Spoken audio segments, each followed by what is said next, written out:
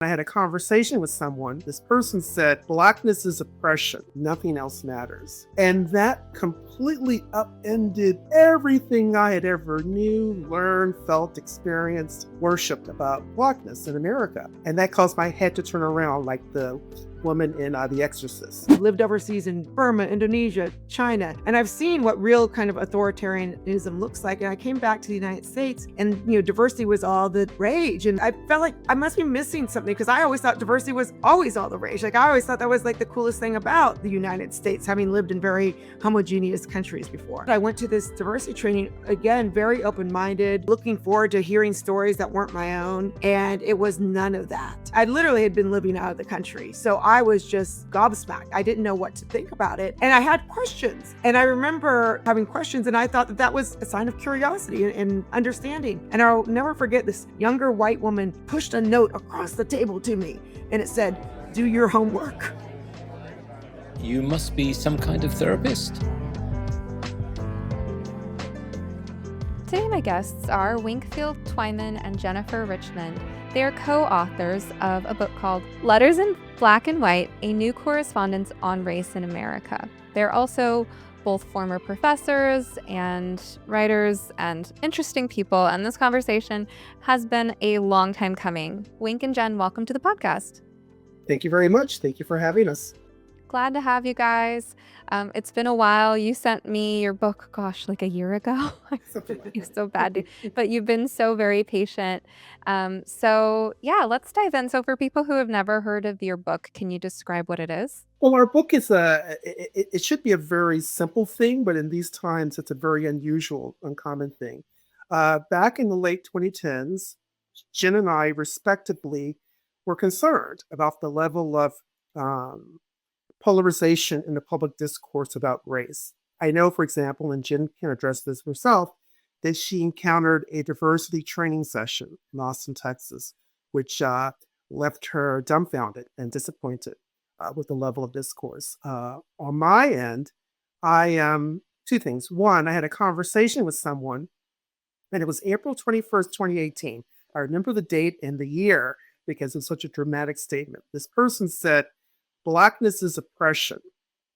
Nothing else matters.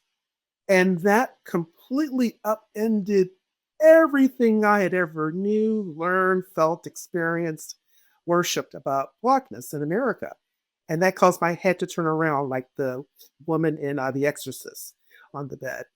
And then two, one of my dear friends, Dan Wolf, we're both Harvard Law School graduates. He wanted to have us talk together before the Harvard Club of San Diego about race because things were so polarized, the discourse. And to my amazement and his disappointment, it was communicated to us that they could not let me address the group or give me a platform because, quote unquote, I might deviate from dogma, unquote. And that also caused my head to spin because to me, part of being a Black American was always about creative expression. I had, growing up, 15 different uncles, and I would hear 15 different opinions about anything under the sun. What kind of world were we in when the Harvard Club in San Diego feared to let me speak because I might deviate from dogma? And so from that point, I reached out to Jen, and our book was born. Jen, you may want to add upon that. Yeah, I mean, it really did start for me. So came into my professional life as a China scholar. And the idea of diversity, e pluribus unum, I mean, I love that. I've lived overseas in Burma, Indonesia, China, and I've seen what real kind of authoritarianism looks like. And I came back to the United States and, diversity was all the rage. And there, I felt like I must be missing something because I always thought diversity was always all the rage. Like I always thought that was like the coolest thing about the United States, having lived in very homogeneous countries before. And so I was like, well, I love diversity. This is back in 2018. So before COVID and some of the more extreme things that we've had to go through in the past 5 years. And like Wink said, I went to this diversity training, again, very open-minded, looking forward to hearing stories that weren't my own. And it was none of that. I literally had been living out of the country. So I was gobsmacked. I didn't know what to think about it. And I had questions. And I remember there's so many stories from this event, but I remember having questions, and I thought that was a sign of curiosity and understanding. And I'll never forget, this younger white woman pushed a note across the table to me, and it said, "Do your homework."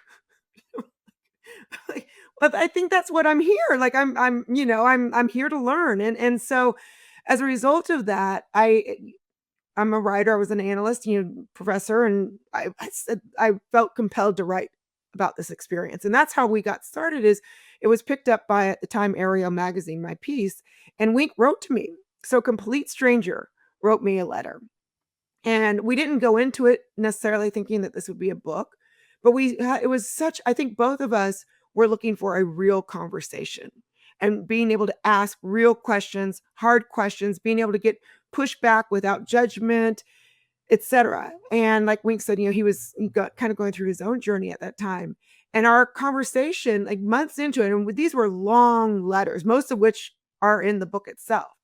But after about, a couple months, 4 to 6 months of writing these letters and feeling so relieved to be able to have a voice in this conversation, I said, I think that other people would appreciate hearing that we can have that these conversations are not taboo. We can have these conversations in good faith.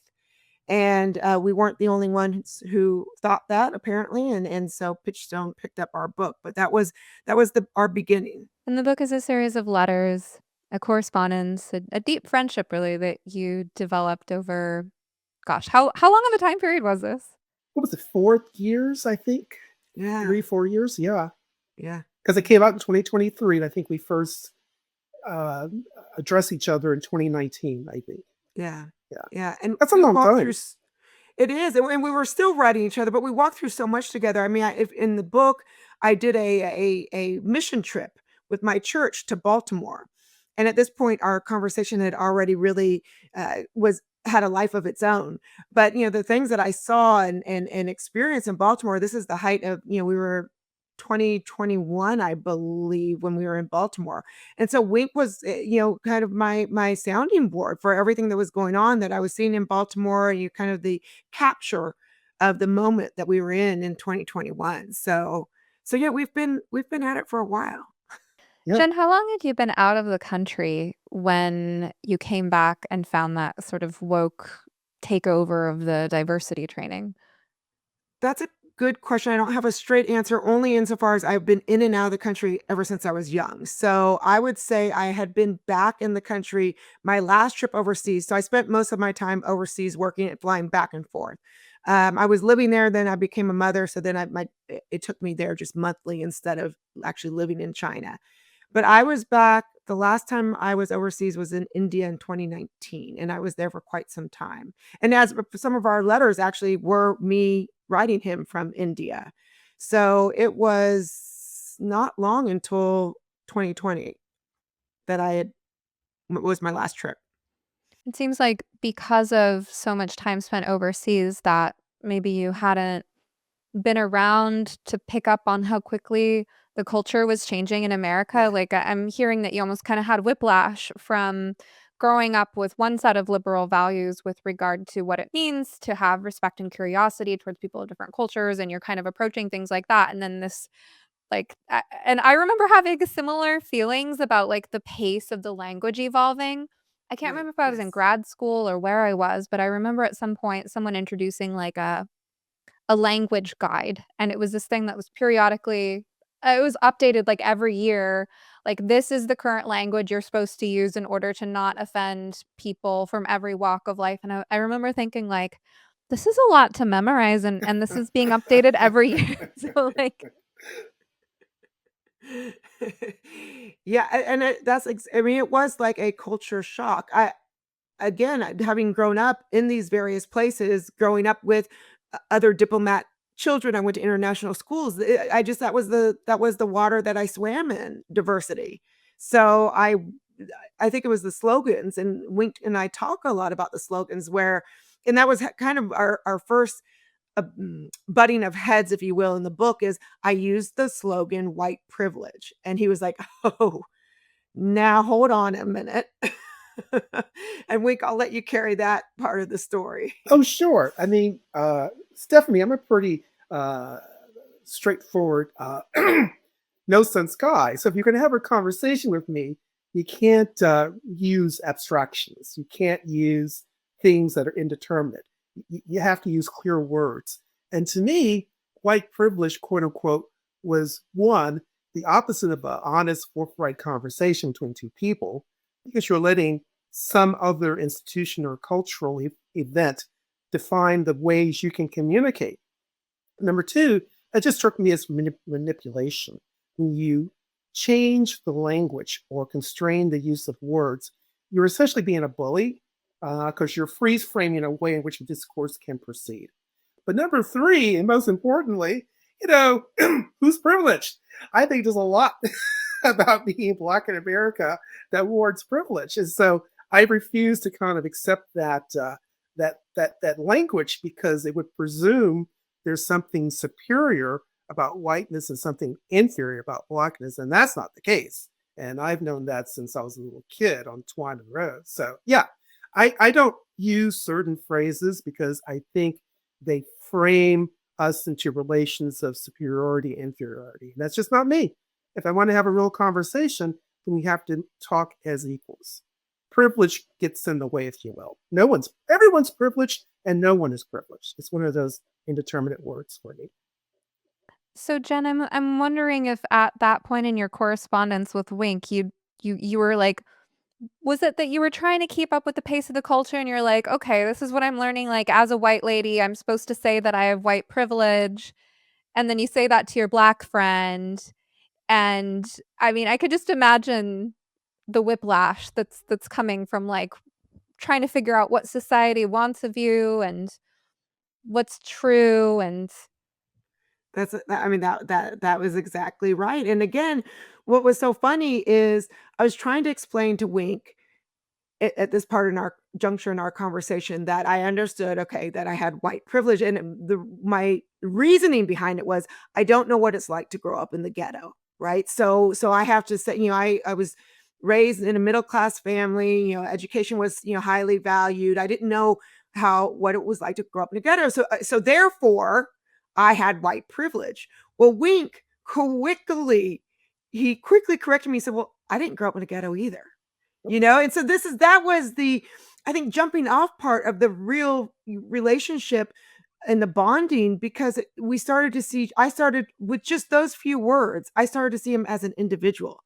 And I think at the time, and even still such to this day, but at the time, people were trying to label Black as almost synonymous with ghetto. And clearly that's not the case, but that is, and what a disservice that is to just lump everyone on and make them assume a certain label. So many responses I would offer, Stephanie. Number one, I often think about this. Not only did I not know what the ghetto was, quote unquote, and had not grown up in the ghetto, my family had been in the southern suburbs since the 1870s after the Civil War. So that was kind of our sense of self. And I think in some ways, when we look at people as individuals, you're better positioned to understand people. I really think that's true. I think that dogma and caricatures and stereotypes dissolve at the level of the individual. And number two, my kids are certainly not people who have grown up in the ghetto. They're children of Ivy League graduates, grandchildren of professionals, great grandchildren of professionals, great great grandchildren. I could go back to my children are probably descendants of one of the oldest Black American families in the country. They're 9 great great grandfathers, something like that. In 1790, formed the first self-help society for Black Americans in the country. It's in Charleston, South Carolina. It was called the Brown Fellowship Society. And from that point on, the ancestors had always been achieving an enterprise in business, generation after generation after generation after generation.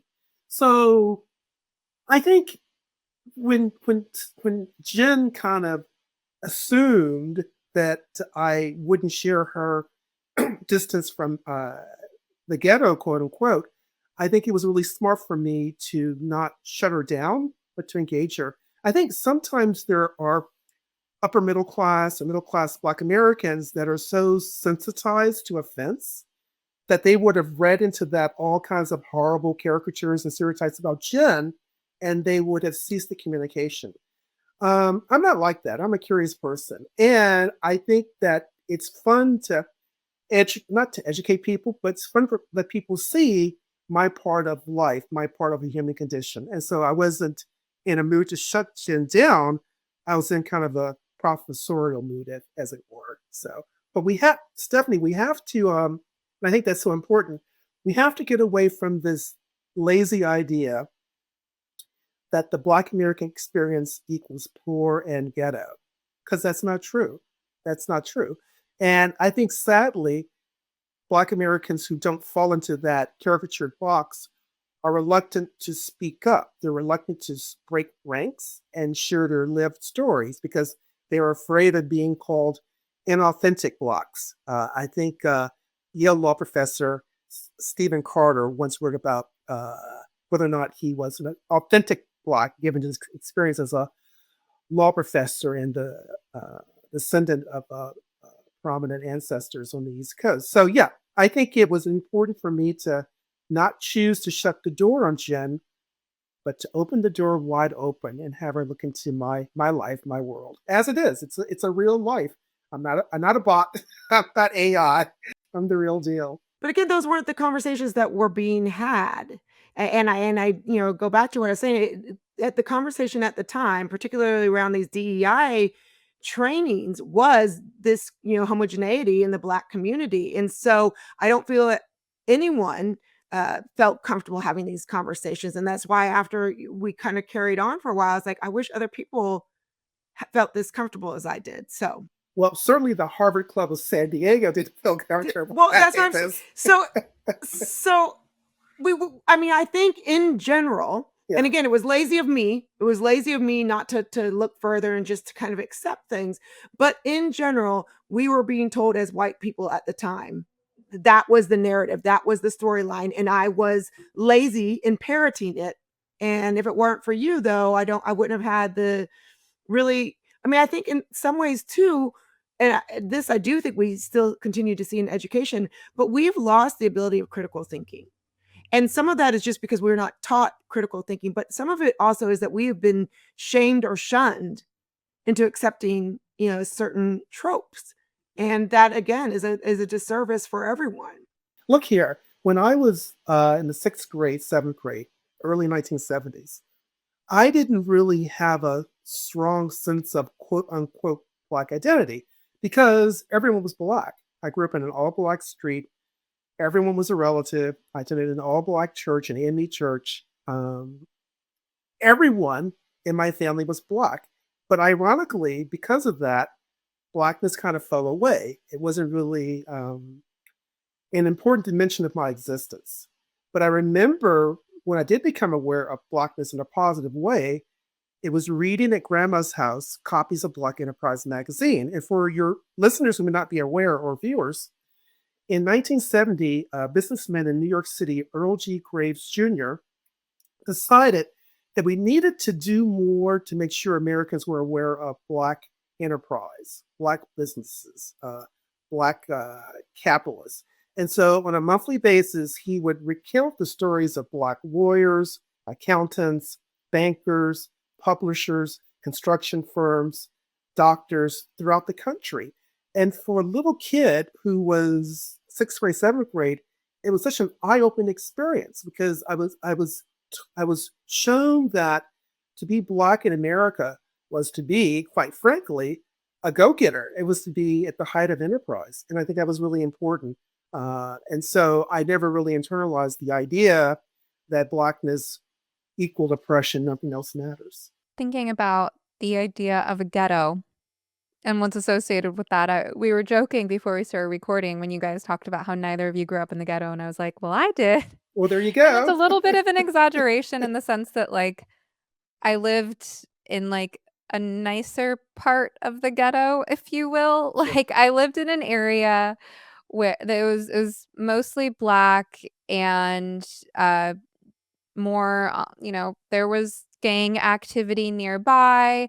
There were some more stable middle class families in the area, but also there was poverty in the area, like right on the cusp. Um, I definitely did not grow up in the safest neighborhood, although there were some far unsafer neighborhoods just on the other side. Sure. Um, but I think one of the common themes when it comes to, poverty and strife and violence and drugs and all that is fatherlessness, and that's probably one of the biggest issues actually affecting African Americans today, and that was what I had in common. That's part of Yeah. why we couldn't afford to live in a safer neighborhood is because of fatherlessness in my life too. But you don't hear about nuclear family privilege.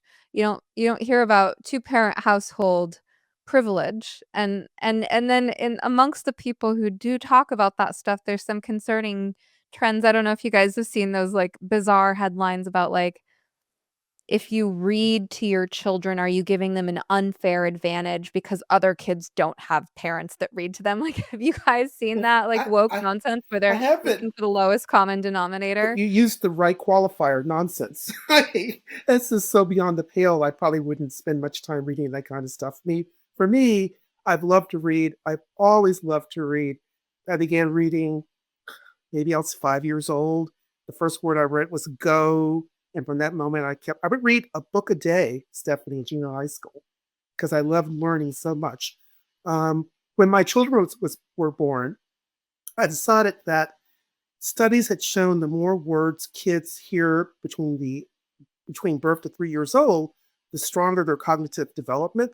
So I made it a goal to make sure they would hear, what was it, at least 10,000 words, but I can't remember over the course of the term.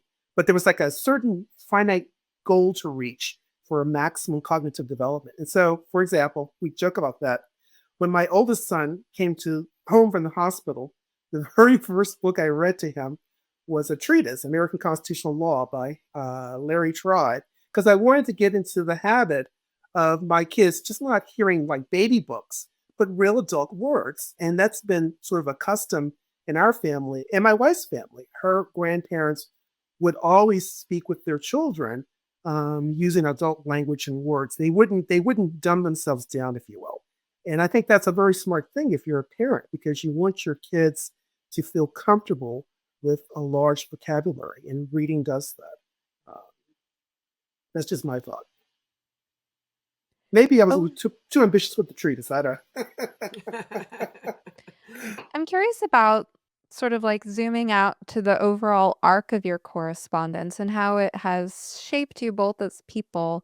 I found myself kind of drawn to these questions about Jen of like what it was like for her coming from all Sure. these different cultures and then being taught that she needs to say that she has white fragility and then making a friend wink who says, no, you don't. And, those like little parts. But what's the big picture here in terms of sort of where you were both at with your intellectual and moral grappling with these issues when you met each other and what you've learned through your friendship?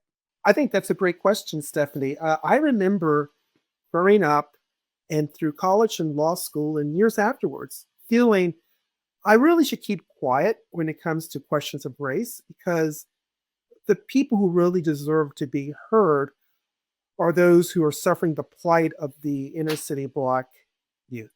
And so I kind of self censored myself because I felt their plight was more compelling, more deserving. I mean, who wants to read about a small town suburban kid, right? That's boring. That's just middle American. But it was during those years, 2018, 2019, when I thought, no, things are out of control. When your authenticity as a person is being totally distorted, uh, as a Black person, that I need to speak up. So I think for me, the biggest arc was getting over the self censorship that my story didn't matter as much as the story of people who lived the plight of the poor inner city people. And I think that was an important mental change for me because I think it's very easy for Black Americans who have only known affluent suburbs to feel a sense of guilt, to feel a sense of why me, to feel a sense of misalignment with the larger Black American community, and that never really goes away. So to handle those feelings of misalignment, your story to the greater story, I think people cling to things like solidarity, racial solidarity. Jen, you remember this. We were talking to a very privileged Black American person in our country, and we were just talking, and she had grown up in a very comfortable suburb, right? And she had lots of white friends. But when she went to college, she decided that she needed to live in an all Black dorm. And I think either you or I asked the question, well, why? And I remember she used the word solidarity. I remember that. She said, well, I want to be in racial solidarity with other Black kids. I think that that can be problematic because the logical consequences of that are going to be a feeling of misalignment if your life story doesn't align with the narrative. That's just my thought.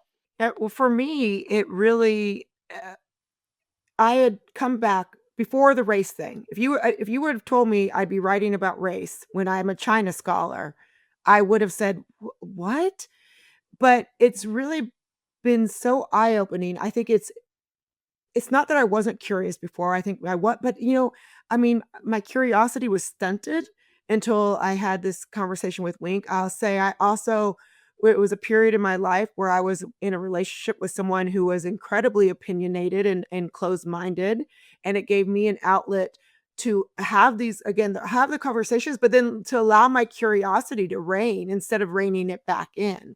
And so from there, I mean, everything I've done actually, Stephanie, since this time is to try to continue to promote curiosity and to promote conversation and courage, curiosity, courage, conversation, the three C's there. But, I run an organization called the Institute for Liberal Values, classical liberal values. And part of what I do, our own podcast is called The Dissidents.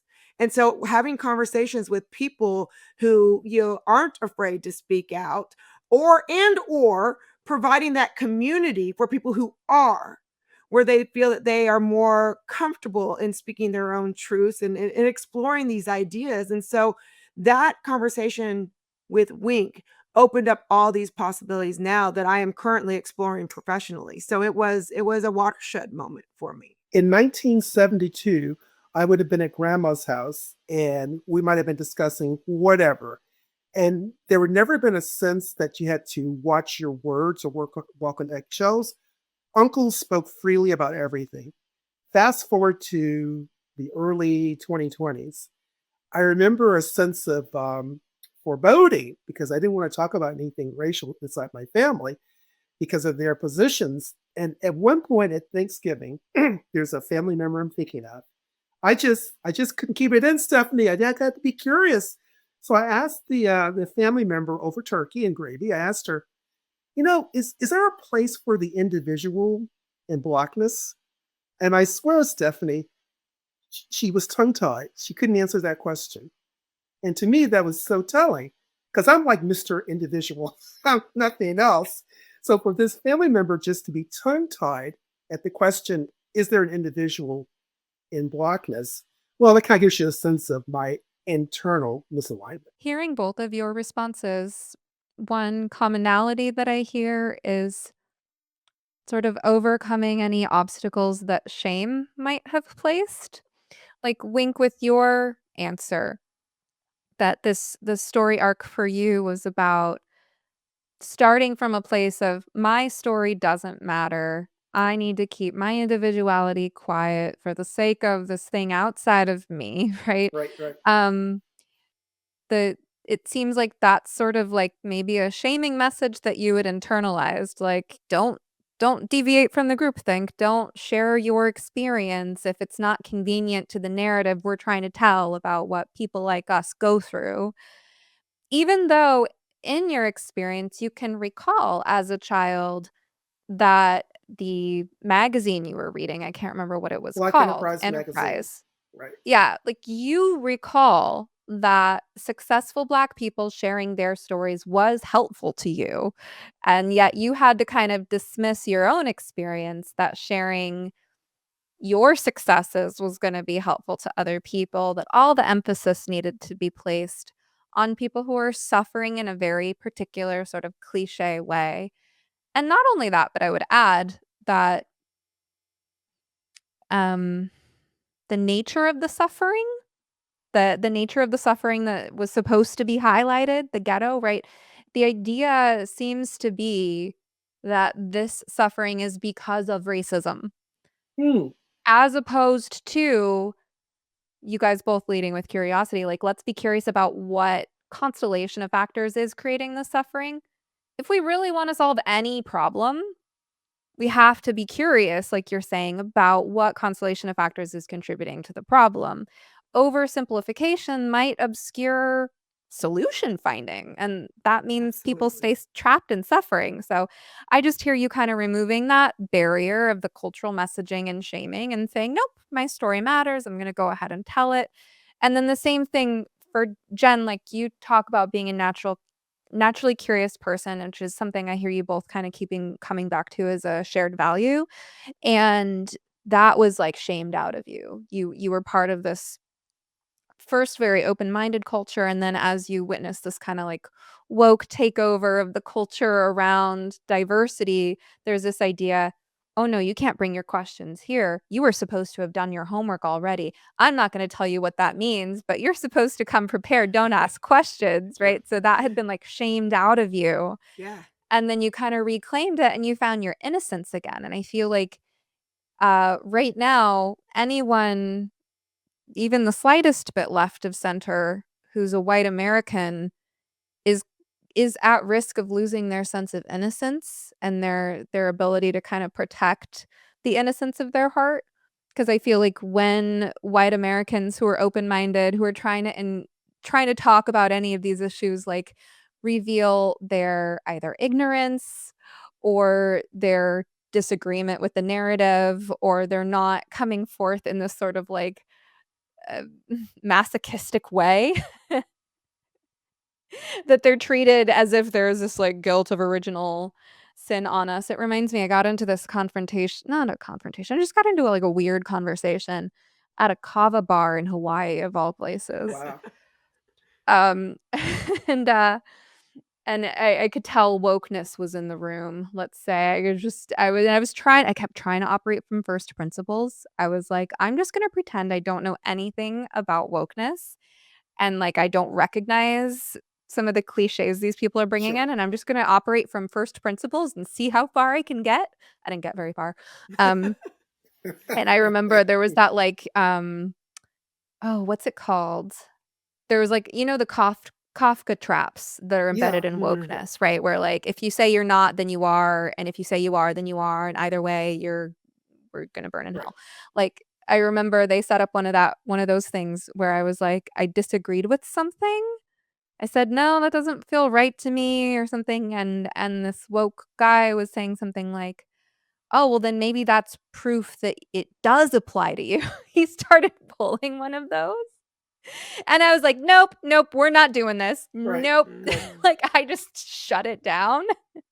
I was like, it's taken years of practice Yeah. grappling with these issues for me to get to the point where like, "Oh, you're trying to tell me that if I deny being racist, that makes me racist?" Sure. Actually, no. Jen and I, well, remember I had this experience with a gentleman. Uh, I oppose reparations for American slavery, Stephanie. I think it's This like was a the good second worst conversation. idea in history. The worst was slavery. But I was talking with this gentleman from a graduate of Harvard Law School, and I just mentioned casually that he had invited me to partake, I think, in Harvard's support for a study of reparations. And I just casually wrote that guy back and said, I don't think I'm really down with that. My grandma, born in 1897, didn't need reparations or demand. So why would her grandson? And he literally lost his mind, Stephanie. Uh, I wrote him like a one paragraph response. He came back at me with like a 3-page treatise. And I replied, and I got bombarded with 25 pages of source material and everything. And it got to the point where he just wouldn't let go. You remember, Jen? We invited He him. wouldn't let go, but he wouldn't listen He wouldn't either. He was listen. Right. so I mean, again, and Stephanie, you said something really good. It's probably because you're some kind of a therapist, Yes. but Wink really did help me reclaim my curiosity. I mean, I just put that language around that right now, but this man refused to be curious. He refused to go, well, that's a different story. Like, that's not the story I've been hearing. And here are some of the facts that back up what I've been hearing, but tell me more. Mhm. Tell me about your story, because this one's new. I mean, there was no he was trying to, I mean, it was like it's Yeah, he was trying to. sledgehammer to Wink and just saying, you, if you don't believe this, you, again, goes back to authentically Black. And this gentleman wasn't even Black. No. He was trying to make He- Wink authentically Black. He was right. He was trying to tell me he knew my grandma's story more than I know my grandmother's story. This is a strange conversation. I mean, Stephanie, one of the things I do personally is, and Jen knows this, I've adopted a personal rule. I just don't engage bullies. I don't engage bullies. So when I can tell in the conversation that it's no longer good faith back and forth, it's no longer about curiosity, but you're trying to force a narrative, will just say, sign off, no thank you, see you later. And that has worked for me. Do you think that's a good strategy to take going forward? Or is the downside of not engaging bullies is that you eventually end up only talking to Jen? No, I mean, it reminds me of that conversation at the kava bar where I was trying, but I mean, I remember there was a moment where I could feel that he was coming from dogma. Yes. And I started, like, I just hinted that there was more. I was like, you might be surprised if you knew some of, like, my background and where I come from. Right. And he didn't respond to that with curiosity. He responded with, oh, yes, I'm sure you're a very good person. Yeah, I mean, I don't engage with bullies either, and you can feel it, right? You can. You can feel people's intentions and, like, energy and vibe, and I commend you guys for engaging in back and forth in writing. I think it's amazing that you've managed to have such a peaceful and deep friendship over written correspondence, because I do not generally recommend people try to solve interpersonal issues in writing generally. But like, let's get into at least one of the issues though, because Wink, you said you oppose reparations for slavery. You got it. Can you tell us why? Oh my Lord. I once told Jen that I was going to write 1,000 essays opposing reparations between now and the end of the decade. I so despise the idea. I'll give you 3 quick reasons, Stephanie. Number 1, I wasn't a slave. My dad wasn't a slave. His father wasn't a slave. You have to go back generations to find someone who actually was enslaved. Why would you take money from people who were not slave owners, and give it to people who were never slaves? That's number 1. Number 2, it is such an affront to Black agency and Black enterprise. I mean, the implicit idea is that, well, you must be downtrodden in the year 2025 because of the slavery of a 5X great-grandparent, so we're going to throw some money at you. No. Number 3, there are studies that show that those type of redistribution of resources, they never last over a generation or 2. There's a famous study of the Cherokee. Remember, the Cherokees were forcibly removed from their land in Georgia under President Andrew Jackson. Well, the land that remained was now controlled by the state of Georgia. They decided to have a lottery system and award, I forget, maybe 100 acres or 200 acres of land to every free white person who applied. Well, everyone applied. So everyone got this windfall of land. Guess what happened, Stephanie? Although in the first years, these people were better off than people who didn't participate in the lottery for land, by the 3rd generation, not only were the grandchildren not better off, they were worse off because they had inherited this idea of dependency, that things just fall from the sky, manna from heaven. So to me, reparations would be the same thing. You're just reinforcing the idea that, well, we can turn back the hands of time, we can give you a windfall, we can make matters right, and call it a day. And in fact, what you've done is you've created and furthered a culture of dependencies. That's why I don't like the idea of reparations whatsoever. I think it's horrible. I think it's bad. I think it's wrong. Stephanie, heck, people don't talk about this. You know that there were blacks who were slave owners, right? There were some who owned slaves, right? Well, So and you talk about that in the book, I and I do. think that's the next chapter of our conversation. So to me, it's so immoral and unethical for the descendants of not one, not two, not three, but four generations of free black slave owners to be at the public trough to receive reparations. Instead, they should maybe be paying reparations to the descendants of the slaves that were owned by their ancestors. But that's a different story for another time. So, am I too So to excited, Stephanie? What's that? Am I too excited? So to recap, it's an affront to Black Yeah. agency. It's not relevant to current Nope. issues. It would end up leveling out anyway. I think that's actually a really interesting Yeah. point, both in terms of economics and psychology. Yes.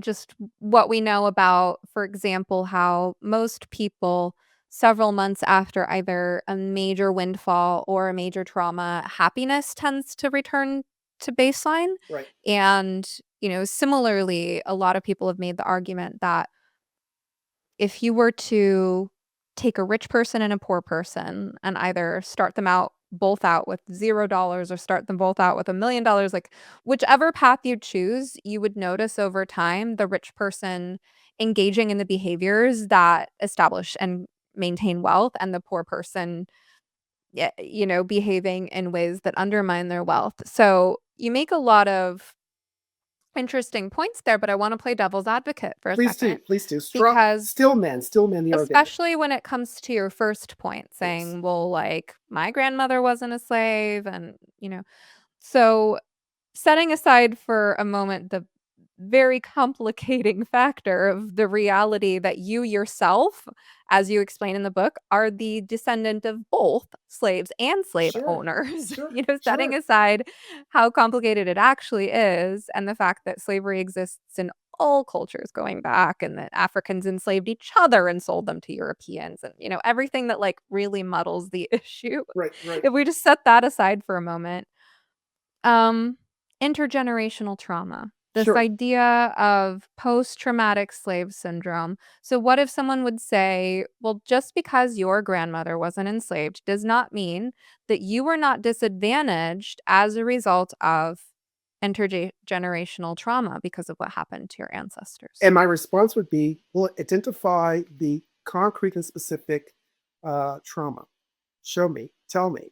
I mean, from what I know, I come from a family of property owners, a family of church worshipers, a family that created a street in which everyone was related, and it was named after our family. I mean, I never sensed growing up that slavery was something that made a difference in the hearts and minds of relatives.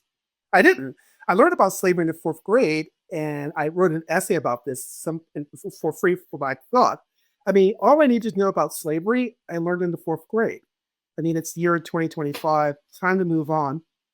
Unless you can offer specific, concrete, vivid evidence of intergenerational trauma, I don't see it. And not only do I not see it, in the book, I mentioned several families that actually knew slavery, that rose to the very pinnacle of wealth and influence in our national history. U.S. Senator Blanche K. Bruce from Mississippi, case in point, born a slave, March 1st, 1841, was manumitted during the Civil War, 1862, by his father, who was a slave owner, by the way. And he would become a very wealthy property owner in Mississippi and a U.S. Senator from Mississippi. And eventually he would have a son. He would go to Phillips Exeter and Harvard and become very prominent in colored education in the 1900s. And he would have children. All two sons graduated from Harvard Law School in the 1920s. So if that family had a founding father who was a slave, who picked cotton in Mississippi in the 1850s, where's the concrete, specific evidence of intergenerational trauma mandated by slavery? I don't think it's there, number one. And number two, you would be picking, you would have to read tea leaves to discern, well, is this decision or that decision by a descendant in the year 2025 in some way remotely linked or tied to intergenerational trauma? I don't see it. Stephanie, I think the real trauma is when we learn about slavery over and over again. I actually think the trauma comes from recreating the experience. I've written about the need for tongue in cheek slavery blockers, because if you could create a system whereby every descendant of American slavery just received a slavery blocker. So whenever the word slavery was uttered in a classroom, a world classroom, they wouldn't hear the word or they wouldn't be able to read the word. I wager that in 10 to 20 years, you would no longer have this dependency on slavery as a reason for lower achievement. There would be other reasons, but American slavery would be taken out of the picture, as it should be in any event. But go ahead, Jen. So I was just say I push back on Wink on this idea of post-traumatic slave syndrome, and he kind of he turned it on his head and said, "Well, what about you? Do you have post-traumatic slave holder syndrome?" And so, but that really got to the heart, I think, in our conversation on individuality, and I think Wink did a really good job of it. You'd have to to read the tea leaves. I mean, you've got people who, black and white, who have come from nothing and made something of themselves, and have come from something and made nothing of themselves. And so, do you see these stories more in Black America? I don't. I don't know that holds. Yeah, why? And Wink would say, why couldn't you see that as fuel for advancement, fuel for entrepreneurship? And is that based on your personality? Are some people more likely to see trauma or challenge as something to rise, for them to rise to, or as something to push them down? And is that an individual trait more than a post-traumatic slavery The idea is syndrome post trait? traumatic growth syndrome, not post traumatic slave syndrome, trauma syndrome, but post traumatic growth syndrome. There are people, because of their personality and character, who are turbocharged by challenge and adversity. I write about those people all the time on my Substack. But yeah, that's what I think, Stephanie. I think that unless you can show me the concrete evidence, I'm not persuaded. I'm thinking of the roles of culture and family as protective mechanisms uh, with regard to the aftermath of slavery. Because the fact that slavery was traumatic is pretty indisputable, but, how many generations does that ripple down through, and to what extent? And how, I think when we're looking at risk factors and protective factors, you guys are talking about the role of choice, but I hear you saying, Wink, that you come from a stable family and, a family that was rooted in one place for a long time and had its traditions that kept the family and the culture thriving. And I'm thinking, I wonder what makes the difference and what you think makes the difference between Black Americans like you who are thriving and don't feel that slavery in their ancestry has made that big impact, and those who are not and do. Is it all belief? Is it all narrative? Or could there be a component such as the extent of the abuse that took place, or how badly the abuse disrupted family structure and disrupted the traditions that people turn to for comfort and renewal? Well, let me take a stab at that. What makes the difference? I'm going to offer 2 points. One point I think is not a hot take. The second point might be more radioactive. I'll just throw out and leave it at that. But the first point, I think, Stephanie, I think families inherit more than a name or more than an ethnic heritage. I think families inherit personality. I think personality flows down through certain families. So, for example, there are families of lawyers, there are families of doctors, there are families of dentists, there are families of ministers. I know that. There are several ministers in my family. I wonder if there's something about a quirky, non-conforming, creative personality that shields one from any lingering effects of American slavery. I mean, one of the things about my family is God, they were quirky. They were eccentric. Aunt Amy, a mathematical genius, passed and advanced through 3 grades in school. She eventually would become the crazy aunt in the attic, but be that as it may, she was very smart. She was a genius. Uh, then there's Uncle James Scott. Uncle James Scott, who had no social awareness or intelligence, but for one thing, he loved real estate development. That was his thing. He lived for real estate development. Another uncle who never loved his mother. Why? Because his mother felt he was less successful than another brother. So he was driven to achieve because he tried to find his mother's love throughout life. Another aunt, my aunt Charlotte, always, as long as I remember, would sit in the very back of the church in the same pew, the same seat for like 10 or 20 years. And when the minister ended the service, she was the first person out that door as quick as she could because she had business things to attend to. Those are quirky traits, and they were in this one family. I think that shielded the family in some ways from the lingering effects of slavery because people recognize that we're all unique. We're all individuals. Aunt Amy is not Uncle Scott, it's not Uncle Willard, it's not Aunt Charlotte. And so I think that's part of the answer. Another part, and this is more of a hot take part, which I really hadn't thought out too much, but I think, and Jordan Peterson's talked about this, Stephanie, could it be that a component, whether big or small, might be just cognitive ability? And I raised that point because when I was in the 6th grade, I remember I was just a driven kid. I remember I would read a book every day. I would try to ask the most questions in class. I always was curious and wanted to know about the larger universe. One day, my 6th grade teacher took me to the principal's office. And I knew I wasn't in trouble because I was a great kid. I was a nerd. But she took me to the principal's office and sat me down, introduced me to this wonderful woman.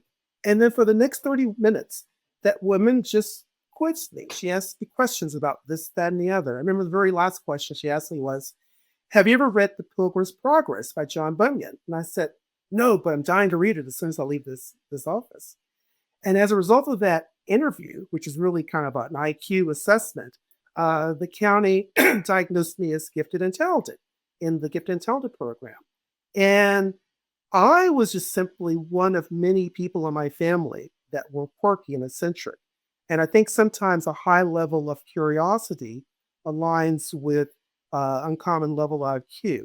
Could it be that for whatever reason, we don't have as many people who are Black Americans at the far right end of the bell curve?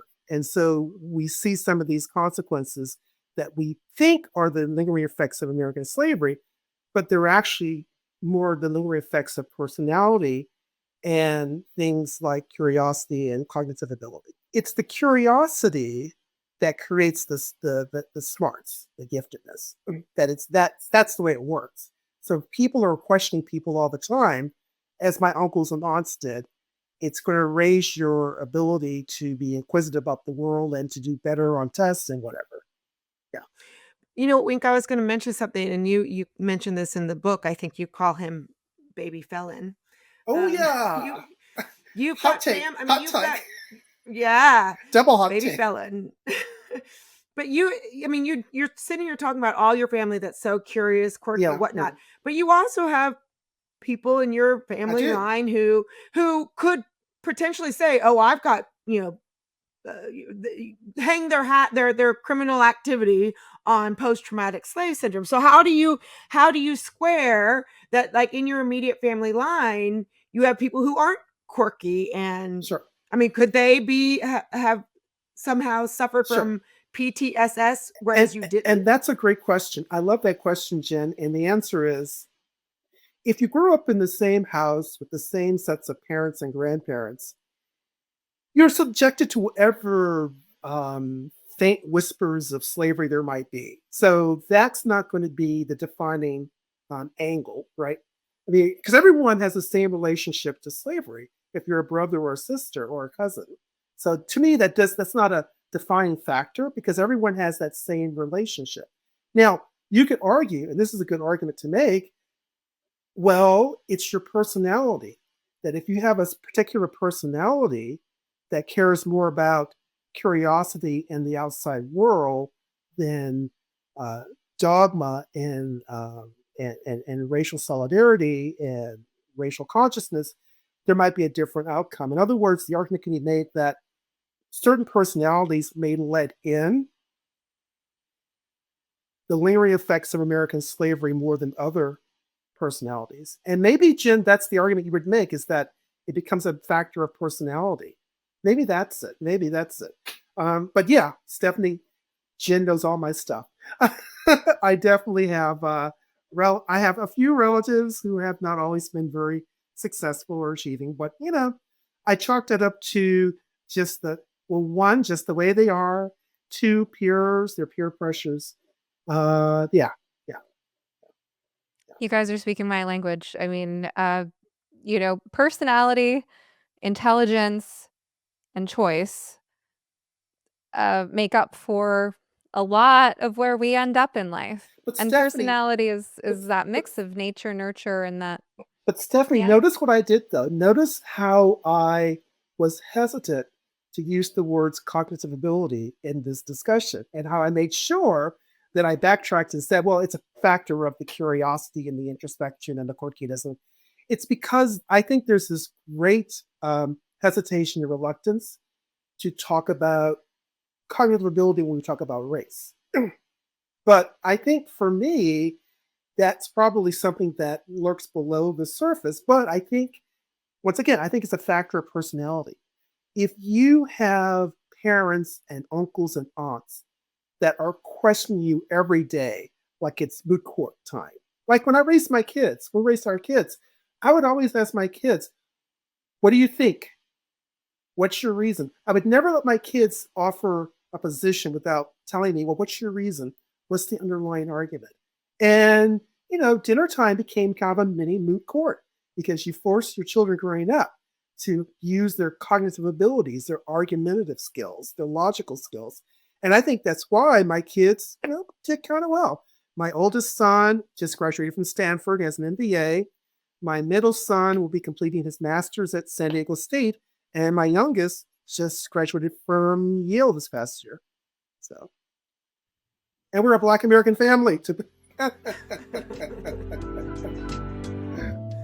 Many of you listening to this show are concerned about an adolescent or young adult you care about who's caught up in the gender insanity and therefore at risk of medical self-destruction.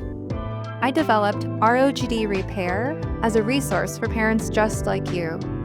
It's a self-paced online course and community that will teach you the psychology concept and communication tools the families I've consulted with have found most helpful in understanding and getting through to their children, even when they're adults. Visit rogdrepair.com to learn more about the program and use promo code SOMETherapist2025 at checkout to take 50% off your first month. That's rogdrepair.com. So we said we were going to circle back to this point about slavery and that you, Wink, have both slaves and slave owners in your genealogy. I do. And I think there's a lot of, myths that you dispel in your book. So I just want to give you the floor. Well, it's interesting. I've had few knockdown, drag out intellectual battles with my children. But one battle, which continues to this day, would be over George Washington. I discovered, because I love genealogy, that George Washington just happens to be a second cousin 7 times removed. That's right. And to me, that was like, wow, that's neat, because I was a history major. I enjoy stuff like that. And I remember I was in Charlottesville, Virginia, shopping around for something. I saw this wonderful oil portrait of George Washington kneeling in prayer at Valley Forge. And I thought, wouldn't that be great to bring it home and hang it on the wall? So I purchased it, took it home, wrapped it up under the Christmas tree. Christmas came, and I was ready to unwrap it and to place it on the wall. And a particular family member said, "Do he own slaves?" I said, "Yes." "He's not going on our family wall because he owns slaves. No slave owner shall in our wall. And I thought to myself, what are you doing? It's George Washington. Our national capital is named after him. Our there's a Washington monument. There's a Washington street in every town. There's a Washington state. But the family member would not budge. And so I remember in despair writing about that family dispute to the Richmond Times-Dispatch and the Chicago Tribune. And I wrote about the harm of clinging on to slavery so much that it denies you the blessing of recognizing and honoring all of your ancestors, regardless of their race, regardless of their relationship to slavery. So we to this day we never really have reconciled. Although George Washington proudly stands on a wall in my office. So not at home, but in my office. So I won part of the battle there. But I think that was one of the really interesting things too that happened as a result of this correspondence is Wink is so interested in genealogy that he had me do my own genealogy and find, I had several Black, family members or, descendants of slaves in my genealogy who I reached out to and then was able to have again a real conversation with someone who was at some level related to me. And I think that was that realization too I think was so important. And it's really interesting that it's kind of okay for white people to have that realization and to look back at Blacks in their family history. But Wink, I think in some cases your family has decided to blackwash or whitewash your family history because they won't recognize anyone who's white as true family versus someone that looks like me. It's like, oh, I mean, it was way much more of a again, I don't want to use the word watershed too much, but I mean it was an eye-opening experience and completely different for your family. Stephanie, we will never reach unity as a country in terms of race until Black Americans come to the table and just embrace all of their ancestry. I mean, it's already there. The DNA in me is already there from Daniel Brown, from George Twyman III, from Colonel Richard Lee the First. You're just acknowledging your complete genetic composition. You're not pretending you're 100% Black when you might, in fact, only be 48% Black. I'm thinking of somebody in particular. To me, that's just self-hatred. I'm not sure what that is. It's almost like you need to carry the burden of the great, great, great, great grandmother who may have been in a forced sexual relationship. And so because of that, you just can't recognize anyone in your family tree unless they are a Black American. To me, it's ridiculous. And I think if we, as Black Americans and white Americans, recognize our common genetic heritage, we would find we have more in common. We would have that sense of family extend beyond the borders of Blackness to include the larger world. I'm really big in engaging the larger world. Well, and let me get kind of philosophical for a moment here. I think some of this comes down to notions of good and evil and wanting to be able to split off and project the parts of us that we're afraid of or that we feel loathsome toward onto other people, particularly a group of other people who are kind of faceless and nameless to us. Like another race is kind of the perfect scapegoat. And, if you see yourself as Black and not white, then whites are a race different from you, even though, like you said, you're probably actually both. And it's very easy to kind of cut off any parts of yourself and put them onto that other group, including our fear that this darkness lives within our heart that is capable of doing terrible things. But I am more afraid of people who haven't reckoned with that sort of inner demon. I'm more afraid of them because there's so much more potential to project the shadow onto other people than those who have grappled with that. And so when it comes to slavery as a, pernicious form of evil, we can look back in hindsight from the comfort of the 21st century and say, yeah, that was really terrible that people ever did that. We're coming from a time when we have, are you guys familiar with the concept of ghost slaves? So the idea is that if, and I'm going to distort this idea because it's actually been a while since I learned it. This is my interpretation of the concept of ghost slaves. If you have a comment, feel free to leave it on YouTube or Spotify if you have something to add respectfully to this discussion. But my understanding of the concept of ghost slaves is that if all we had was, let's say, 18th century technology, if we didn't have electricity and running water and plastic and, all the things that make our lives easier, um, we would all be working a lot harder, doing a lot more manual labor and being a lot more physically uncomfortable for a much lower standard of living. And the idea is that with all these lights running around me right now, the temperature control in my house, the cleanliness of my clothes, thanks to this miraculous machine in the next room, and all of the modern conveniences, not to mention high speed internet, the fact that I'm talking to you guys using this technology. I mean, there are so many comforts and conveniences that we have that would have been shocking to our ancestors, and the idea of ghost slaves is that the demands that those technologies placed on the environment and on people in distant parts of the world are, they're like ghosts to us because we don't see them. And there may or may not, depending on the technology or the luxury or convenience that we're talking about, there may or may not be actual human beings who are harmed by our lifestyles, or animals, depending on, how much sentiment you have toward non-human creatures. But we are definitely placing a burden on the environment, and the amount of energy that goes into probably just, the technology to have this conversation right now, that's like the amount of energy of people plowing fields by hand, you know? So, and someone's feeling that cost. And we know that slave labor does exist. Slavery is not a thing of the past. Slave labor exists. Children and all kinds of people are being exploited all over the world for us to have this modern lifestyle, and we don't feel directly responsible for it because we're not the ones making those decisions, and it's not right in front of our faces and everyone else is doing it. But I think there's so much hubris in this idea that, when we're in our modern comfortable homes with our, infinite amount of food that we can have delivered to our house, when we're living this comfortable lifestyle and we say, "Oh, George Washington, he owned slaves, therefore we don't acknowledge him in any way." It's this idea that if you existed during George Washington's time, you definitely wouldn't have slaves.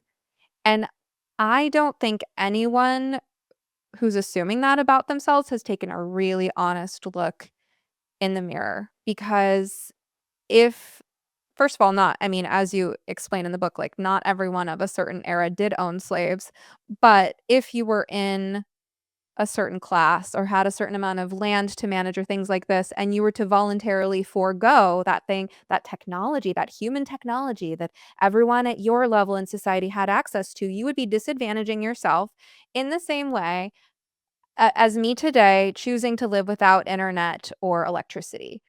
So I'm not saying that that justifies slavery. I'm not saying slavery good, slavery acceptable, but I'm saying it takes a tremendous amount of arrogance to think that you would have made a different decision if you were in George Washington's shoes or anyone else's shoes, because it's like, are you voluntarily living today in a way that is lighter on the planet and lighter on human beings in distant parts of the world? Those children slaving away in mines to get the silica for your cell phone. I mean, like, that's what that makes me think of. And I hope that I can say that without people hearing that as a justification of slavery. It's not. It's just saying, who are we to condemn our ancestors when we were not in their shoes? I agree, and I think that takes a certain and accept the compliment, Stephanie. But I think it takes a certain insight and empathy and perspective taking, if you will. You can see yourself in the shoes of a George Washington or a Thomas Jefferson or a Patrick Henry. Could it be, Stephanie, that there are people who simply lack that ability of perspective taking, that they're just unable to do that? I think, I mean, and you said earlier that the conversation around IQ is something that, you prefer to put it in certain terms, but below a certain IQ, people do lack the ability to take perspectives and engage in abstract thing. I don't know if you guys saw that video of the lady with Down syndrome that was going around who No, was no, speaking no. on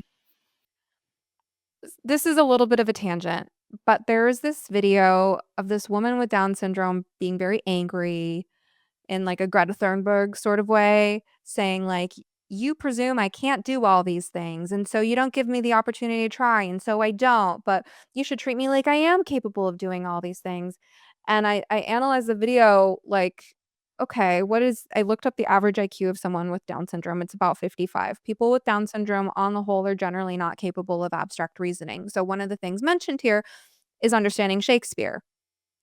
That's actually probably out of reach for someone with Down syndrome. Similarly, she was talking about things like drinking alcohol and having sex. Yes, people with Down syndrome absolutely can drink alcohol and have sex. However, their naivete places them at greater risk than the average person of being taken advantage of or harmed if they put themselves into situations where there's alcohol and sex involved. So, this message is not necessarily harmless. This message that we should treat people with, potentially very low IQs as if they're capable of the same thing as people with higher IQs, like, people could be harmed if that message is interpreted incorrectly. So that was something that came across my radar this past week, and it feels connected because when you say, "Are certain people cognitively not capable of perspective taking?"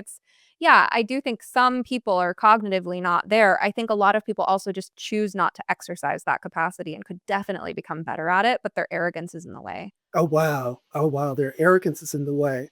That's deep. Arrogance, and I would say, Stephanie, I think also we've become more with all these technologies like you were talking about, and with social media, we've become more disassociated from each other. I mean, talking on a screen, you're talking over Twitter and all these other ways that we've chosen to communicate. While we communicate so much more than we ever did, it's at a such a superficial level without any depth. Quantity And more than in quality. mhm, Right, right. mhm. And so I think that in a way it's almost like playing violent video games. We're lacking empathy in Well, when that you talk way. Is about what the dissociative element of this virtual communication, there's a few elements to that. One is that it's often asynchronous. It's weird, as someone who spends as much time online as I do, I really prefer synchronous communication. So I spend most of my time on video calls, whether it's like this recording a podcast or whether I'm doing a consultation, because at least, even if we're not in the same place, at least we're in the same time. At least we're in real time together. Mm. And I value that. So there's that lack of synchronicity. And then there's a lack of context, like physical context. That's why I shared a picture on social media today of this project I have in my office. It's a beading project. I'm making jewelry just because I realize I post so much really heady stuff on X and people have no idea what I'm physically doing, you know? So, yeah, I feel sad that we're missing that being simultaneously present with other human beings in the same environment where context is present, both, social context, reading each other's cues in real time, but also just that we're feeling the same air on our skin, that, we're hearing the same sounds of nature outside, that my friend Angel Eduardo one time said with regards to context, he said, the context, we're just talking about generationally, the context of 2025 is so different than the context of 1875, but we're treating it like it was the same. I once So, spoke with someone who, has a passion for historical fashion and, made like, this person chose as a hobby to make clothing that was similar to the clothing that women would have worn in the 18th century, and I just thought that was so interesting, and I remember hearing her share about it, like, "I wanna feel what they felt on their bodies, like, I wanna feel the textures of those cloths on my skin," and I remember I found myself using the phrase, I think, like, visceral empathy. mm, I like that. mhm. I like that. We're missing that tactile component of things, we're just missing, like, the sensory relatedness on so many levels. And you mentioned something earlier, even though with letters, clearly we're not in the same time period, it's not synchronous. But I think what was so useful or helpful for us was it took, because this was such a heady topic, it took us, I had to sit there and digest what he had said. So it wasn't something like in a conversation now, I might jump the gun or, speak off the cuff. I mean, I had to really take in what he was saying and respond in a meaningful way. And I think that even though letters, again, aren't, one on one, face to face, it was so much better than the conversations being had on social media without any I mean, there was context. It was rich in context. Right. Right. Now, having said that, of course, there were times when um, I felt that I shared part of my story, my experience, and it was completely new to you, Jen, completely new and foreign. And I did my best to educate you, and I hope you got it. For example, I'm thinking of Jack and Jill. Jack and Jill. Are you familiar with Jack and Jill, Stephanie? You are now, of course, having read the book. but Remind me. but Jack and Jill is this association of Black moms. It was formed in 1938, and the Black moms formed this association because they wanted their kids to have playmates with other Black kids who might be the children of doctors and lawyers and dentists and professors and what have you. But the associations continue to this day. There are about maybe 30, 40,000 members nationwide. But the reason I bring it up is in my life, my life really is not racial, Stephanie. I don't go around thinking about race. I live a life Even though you wrote a book on it. I know. Can you believe it? It's crazy. It's craziness. I told Jen about that. I mean, my default position is like no racial consciousness. However, there was a way in which I was always reminded of race for the past 10 or 20 years in my house. And it's because my wife came from a different background. She's from a very strong, Black, upper middle class family. And one of the things they belong to is Jack and Jill. So she made sure our kids joined Jack and Jill. She was a member of Jack and Jill. My mother-in-law was a Jack and Jill member. My grandmother-in-law was a founding member of Jack and Jill in Brooklyn. And so I tried to communicate that part of my life, which was really the racial part of my life, to Jen. And I wasn't surprised. It was like totally new and strange and alien to her. But I hope I succeeded in sharing that dimension of my life, my otherwise non-racial life. Did I succeed, Jen, or is Jack and Jill still kind of a mystery to you in a sense? Well, when you first mentioned it, I thought you were talking about Oh, nursery rhymes. So right, the that's nursery how rhyme. foreign it was to me. Right. And that's when Wink had me read a book called Other Kind of Our Kind Our of kind of People, people, right. which was stories of Jack and Jill. But again, these are stories. I feel like we have flattened the Black experience into being just one experience in the way that we talk about the Black experience. I mean, that Our Kind of People was, I mean, here I was, a full grown adult, a mother. I had no idea of this world that you're now talking about with Jack and Jill, but also, Black sororities and fraternities and whatnot. And I mean, so I became so much more educated as a result of the conversation. But it's just so funny because there's even books out there that talk about it, like Our Kind of People. Right. But yet we have flattened the Black experience to one of just this victimization narrative. Again, to a huge disservice to the diversity within the Black community. Now I'm curious because in some ways, Stephanie may have grown up more immersed in Black culture than I did. So I wanted to ask Stephanie this question.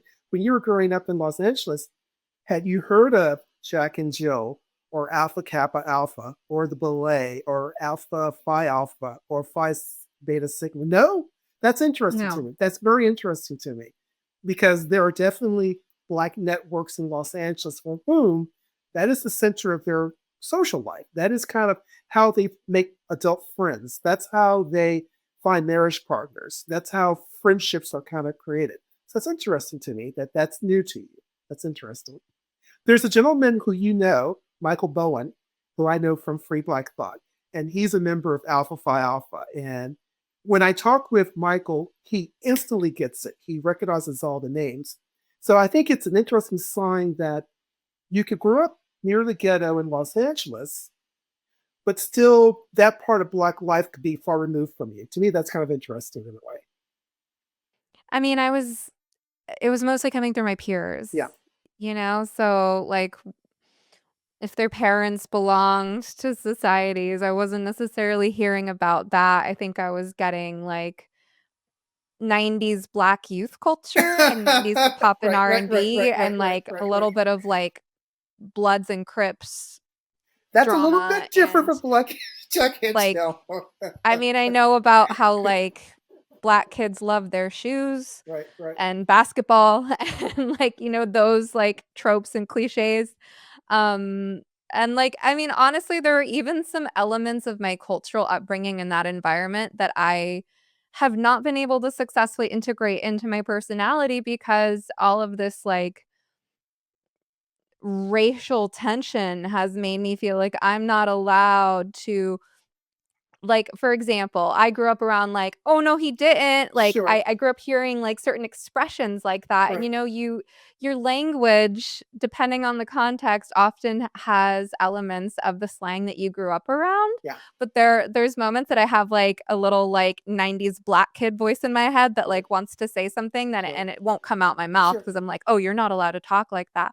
I mean, that was part of the, But like, is that double bind that I isn't grew that up in. horrible though? Is that you can't be your full self in the current Oh, yeah. environment. I mean, that's part of who you are, but you have I to don't self-censor. feel like I can like this sounds strange because I have created a life where I have a lot of freedom, like moral and intellectual freedom. I'm self-employed. I'm able to support myself as someone who has a podcast and a consulting service where I'm being truthful and real.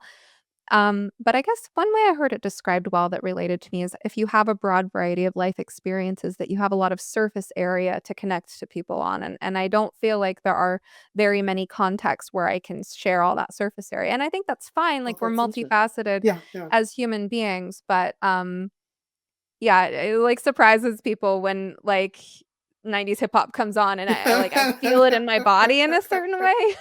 Um And yeah, see, I feel like I have a fragmented identity in some ways, and I wanna say, like, the one of the double binds that I grew up in as and I'm fascinated by the subject of double binds, and I yeah. incorporate it into a lot of my work, and one of them was, like, I don't know how I would articulate it actually, but I remember getting the message that, like, even though I was surrounded by Black culture that I wasn't allowed to participate, but then it's like, well, then what do I do? Oh, So, that's like, I interesting. remember, That's like, interesting. being on the bus, Yeah. going to middle school, and they would play, like, 90s hip hop and R&B on the bus, and I knew all the songs because I was hearing them just as much as everyone else. Exactly. And kids would sing along, and I remember one day after months of silence and being pushed off of my seat, and I, like, started singing under my breath, like, singing along with the R&B song, and this girl next to me was like, "You know this song? What?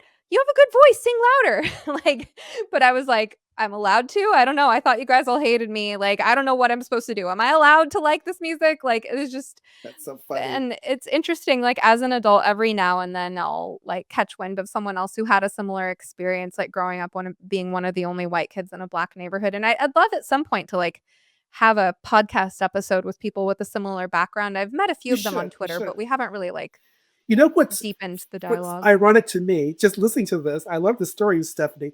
In some ways, I'm more privileged than than you are, because I grew up in the stereotypical Hazy area, Leave It to Beaver kind of southern suburb.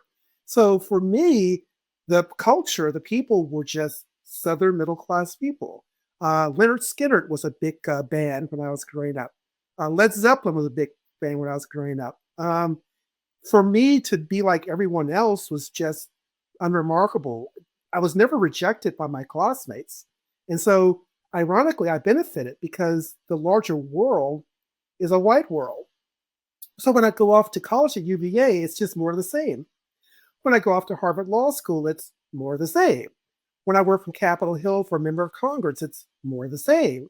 And my current job, it's more of the same. So in a way, I'm privileged compared to you because I could always just be my full youthful childhood cultural self but you in some ways have to hold back. Well, it's a privilege to have a cohesive family and a culture a culture that can sustain itself, that can uphold some stability for the family and society, that teaches you how to be, and that you can carry that culture with you into different environments and have it work for you. And for me, so I mean, I was the only child of a single mom in a Black neighborhood where I received very mixed messages about how welcome I was. And then every other environment I was in from there was like a completely different environment, like Exactly. just Right, right, right, very different right. norms, different rules and expectations. And, Yeah. so I grew up with kind of like a fragmented sense of identity. Now, I'm going to be honest. I mean, one of the things I recall growing up was it meant a lot for me to raise my kids in the larger world. So, for example, we always chose the best schools we could find in San Diego. They were always private schools. My kids were always the only Black kids, or maybe one or two Black kids in their class. And when it came time to college, it was pretty clear. I made it pretty clear that no, you're not going to apply to a Howard or a Spelman. We want you to go to a school that's part of the larger world. And I think in some ways that was a wise choice on my behalf as a parent. Because why would you want your, even if you have the choice, why would you choose for your kids to grow up in a racially isolated elementary or junior high or high school if the larger world isn't like that?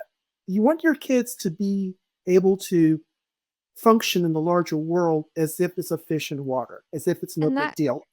Go that ahead. connects to something that was like on the tip of my tongue 10 minutes ago, and I can see that Jennifer has a thought too.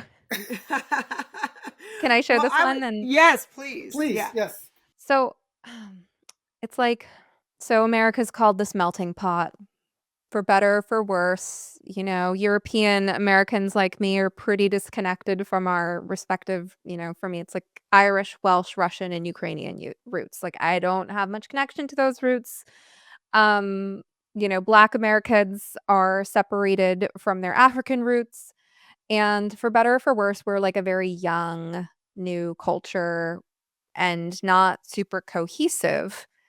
It seems like one of the blessings, though, because I do think there are some downsides to that, but one of the blessings of being an American is that you get to choose which elements of any given culture that you do have any relation to, like which elements to keep and try to nurture and which to let go of and blend into the wider American culture and reinvent yourself as an individualist.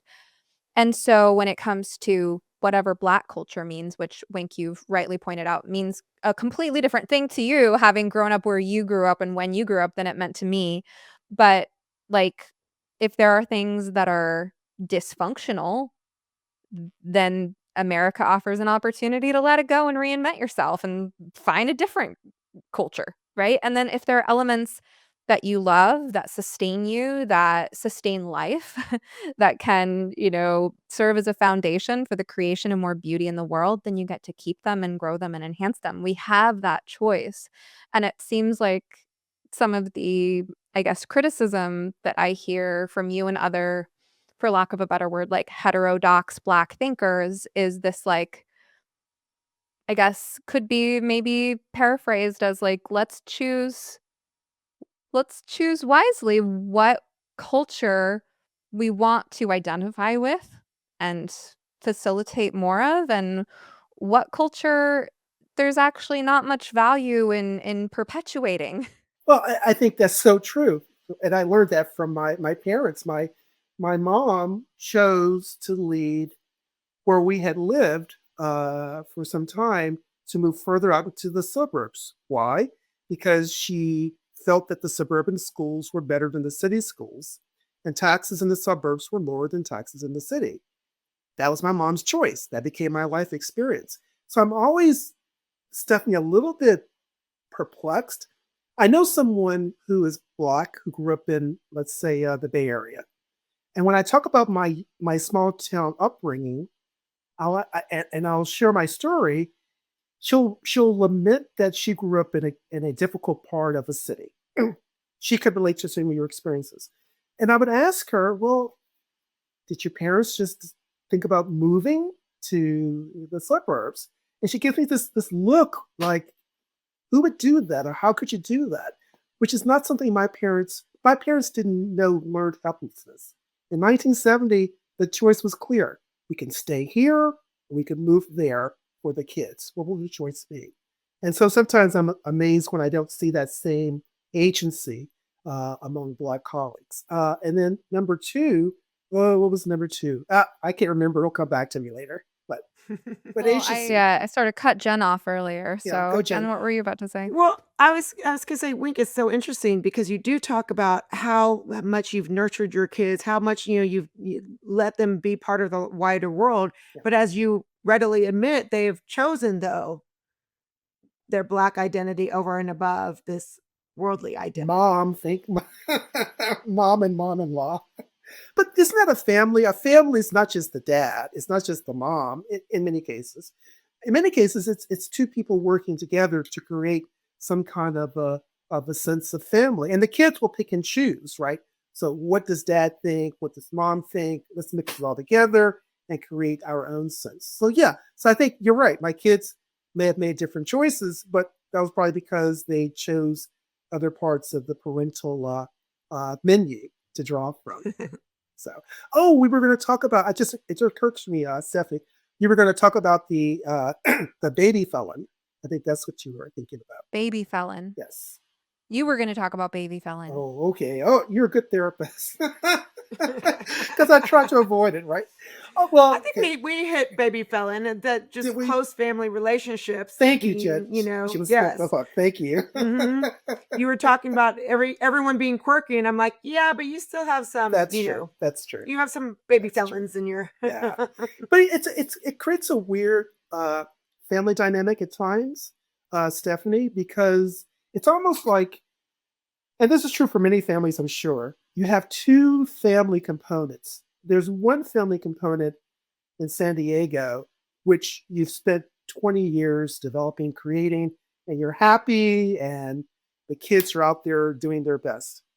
And then there's another family component, say back in Virginia, that you didn't have any hand in, but you're still related by blood. And there's all kinds of poor choices being made and inexplicable outcomes. And you just kind of shake your head and I remember this is in the book. I remember there's a family member who's very bright.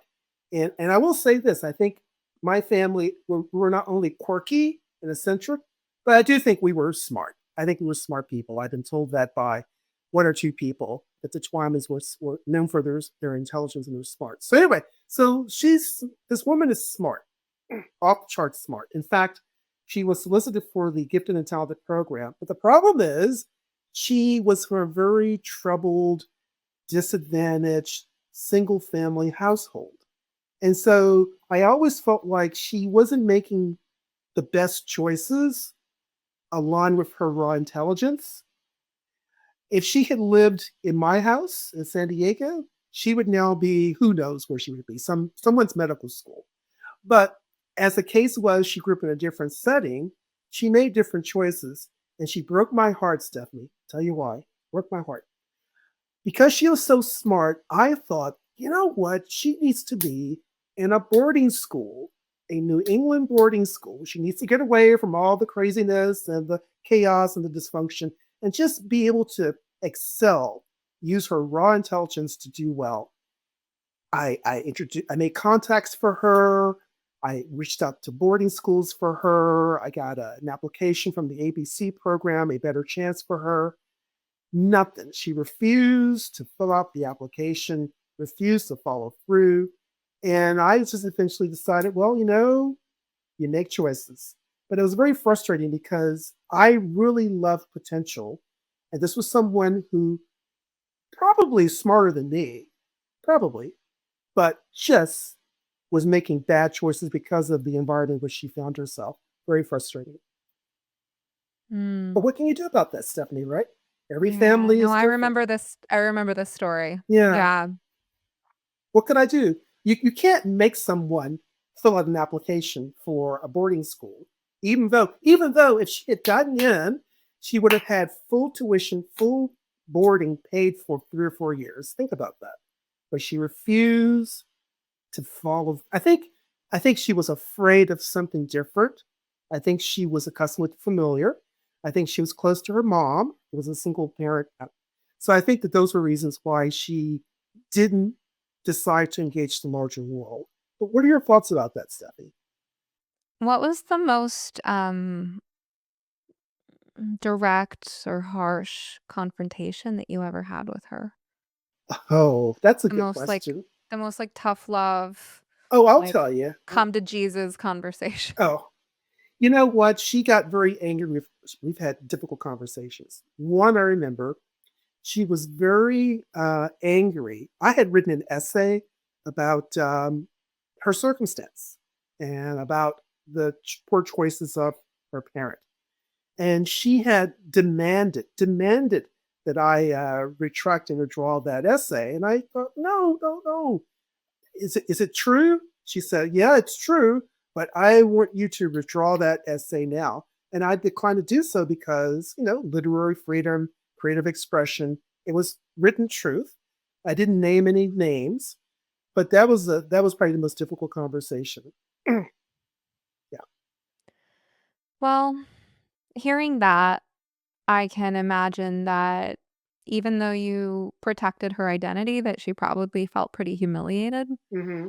Hmm. and maybe that this was more about your need for self-expression or, Mm. like, some needs related to your writing career rather than, like, about her, and I can imagine some of the defensiveness coming from there. I guess the reason that I wanted to ask about the come to Jesus moments that you may have had is that, and this is my bias coming from some of the shortcomings in my own upbringing, but I think a lot of people need I think young troubled people need more come to Jesus conversations than people are willing to have with them. Oh, okay. And I often a lot of my work entails guiding parents towards carefully planned interventions.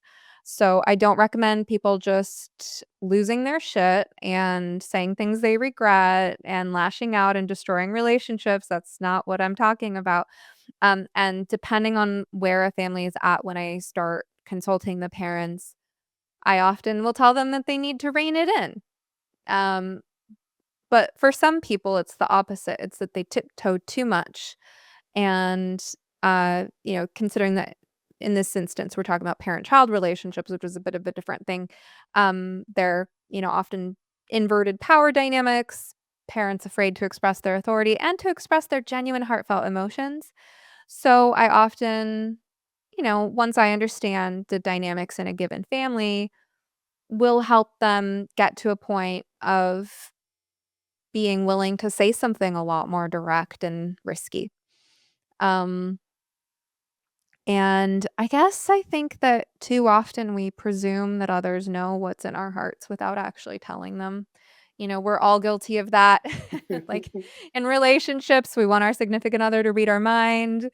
Um, and I get that, Yeah. I want mine to read my mind too, but But notice I don't something. know. This conversation, which is very deep and good and important, this is non-racial. This is like a human conversation. This is a human interaction thing. So I think it's so Well, important is that and the the consulting that I do, like I've worked with people from every major religion yeah.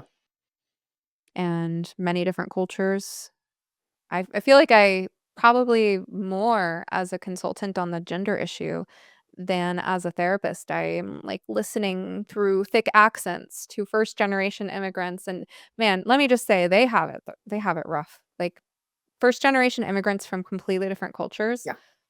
who are raising their child in America and then their kid declares that they're trans. Mm. The parents are often so lost because they're just, they're still figuring out how to be American, Right, like right, basic right, American right, stuff right. and basic English, So yeah. Yeah, I mean it's human and I think maybe that's kind of like the overarching message, right? Is that the identity politics stuff is, although I will give the benefit of the doubt that many people who do engage in identity politics have noble intentions, and probably do really genuinely see themselves as very caring and empathetic people, I think it's a huge mistake to go down that path because that's where we really lose sight of, as you say, Wink, the individual. Right, right. I mean, to be honest, because I've thought a lot about these issues since Jen and I began writing back in 2019. But I think at this point in my life,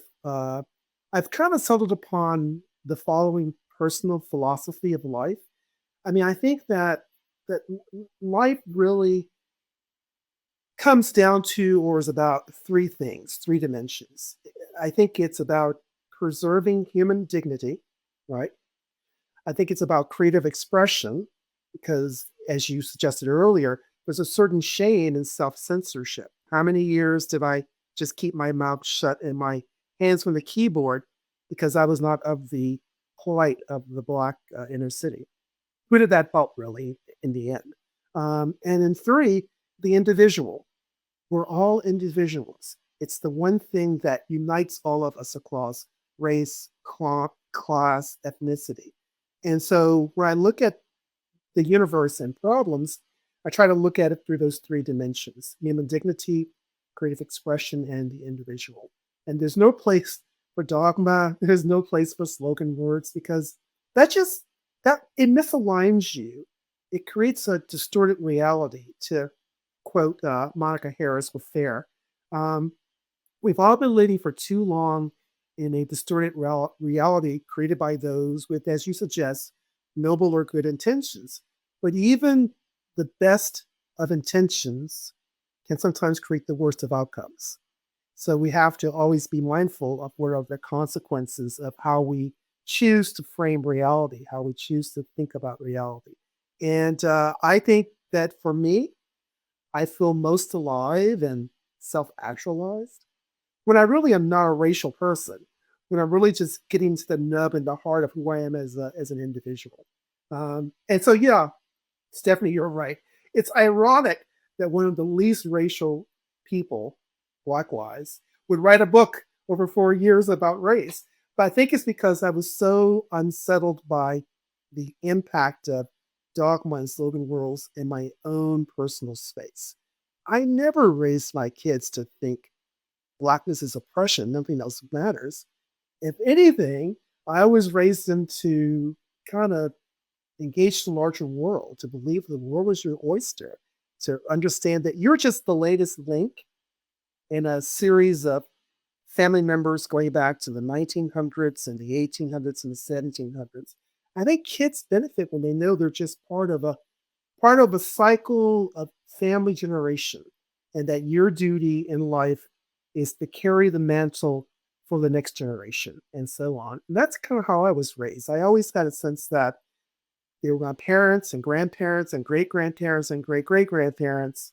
And my duty as a dad and a father was to create a great foundation so that my kids would carry forth the mantle into the future, and my grandkids and great grandkids and so on. And that's been my life philosophy so far. I think that's a beautiful note to end on. Do you have anything to add, Jen? Any lingering thoughts? No, I think that is also a great note to end on. So, All right. Well, thank you both so much for your time today. And of course, listeners can find the link to your book in the show notes. Thank you so much. It's been a pleasure. It's been good. I've enjoyed it. Stephanie, really appreciate you. Thank you for listening to You Must Be Some Kind of Therapist. If you enjoyed this episode, kindly take a moment to rate, review, share, or comment on it using your platform of choice. And of course, please remember, podcasts are not therapy, and I'm not your therapist. Special thanks to Joey Pecoraro for this awesome theme song, Half Awake, and to Pods by Nick for production. For help navigating the impact of the gender craze on your family, be sure to check out my program for parents, ROGD Repair. Any resource you heard mentioned on this show, plus how to get in touch with me, can all be found in the notes and links below. Rain or shine, I hope you will step outside to breathe the air today. In the words of Max Ehrmann, with all its sham, drudgery, and broken dreams, it is still a beautiful world.